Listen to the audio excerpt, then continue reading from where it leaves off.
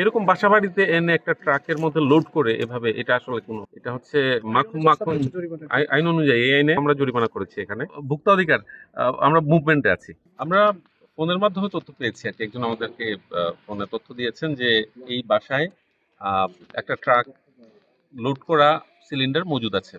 এই তথ্যের ভিত্তিতে আমরা আসছি এখানে আজকে।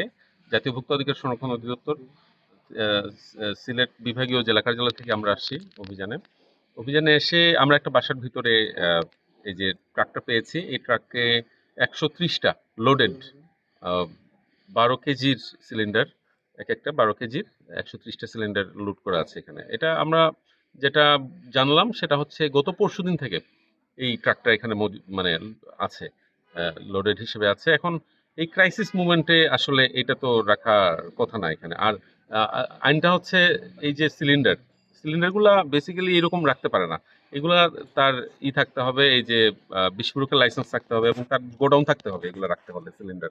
তার বিস্ফোরকের লাইসেন্স এবং যে আগুন নেভানোর ডিস্টিংগুইশার গুলা এগুলা পর্যাপ্ত থাকতে হবে। একটা আইন আছে, এই আইন মেনে সিলিন্ডার রাখতে হবে। এরকম বাসাবাড়িতে এনে একটা ট্রাকের মধ্যে লোড করে এভাবে, এটা আসলে কোনো নিয়মের মধ্যে পড়ে না আর কি। আর এটা আমরা যাতে আমাদের আইনে এটা কাভার করে এবং আমরা জরিমানা করেছি এখানে। আমরা জরিমানা করেছি 50,000 টাকা, তাকে জরিমানা করেছি।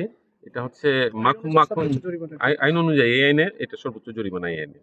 তো মাখন, এই প্রতিষ্ঠানটার নামটা মাখন চুলাঘর এবং সে এইগুলা কালকের মধ্যে, কারণ বাজারে ক্রাইসিস আছে, সিলিন্ডারের প্রচুর ক্রাইসিস আছে এবং এইগুলা তাকে কালকের মধ্যে তাকে সেল করে আমাদের কাছে সে এই যে এই রিপোর্টটা জমা দিবে, সে কাকে কাকে দিবে প্রত্যেকটা ভাউচার আমাদের কাছে 130টার, যে কোথায় কোথায় কার কাছে দিল এটা পুরা ডকুমেন্ট আমাদের কাছে কালকে জমা দিবে আর কি।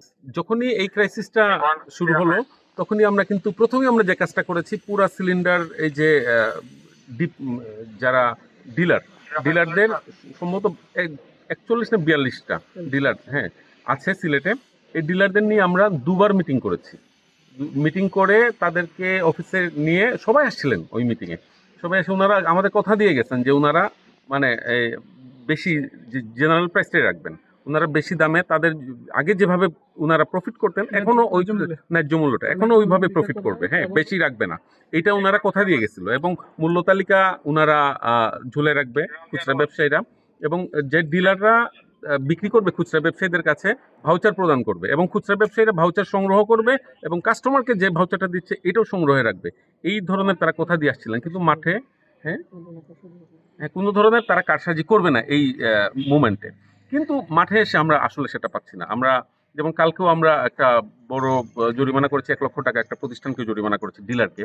এই এই লাস্ট 3 দিনে আমরা জরিমানা করেছি 2,45,000 টাকার মতো আমরা সিলেটে জরিমানা করেছি। আমরা যেখানেই এরকম পাচ্ছি, আমরা কিন্তু দেখেন আজকে এই তথ্যের ভিত্তিতে কিন্তু এইখানে আসছি। আমরা মানে ভোক্তা অধিকার, আমরা মুভমেন্টে আছি। আমরা মানে যেখানেই আমরা তথ্য পাচ্ছি আমরা চলে যাচ্ছি এখানে। এবং এছাড়াও আমাদের যে নিয়মিত বাজার অভিযানে আমরা সিলিন্ডারটাকে এখন বেস্ট প্রায়োরিটি দিচ্ছি এই মুহূর্তে।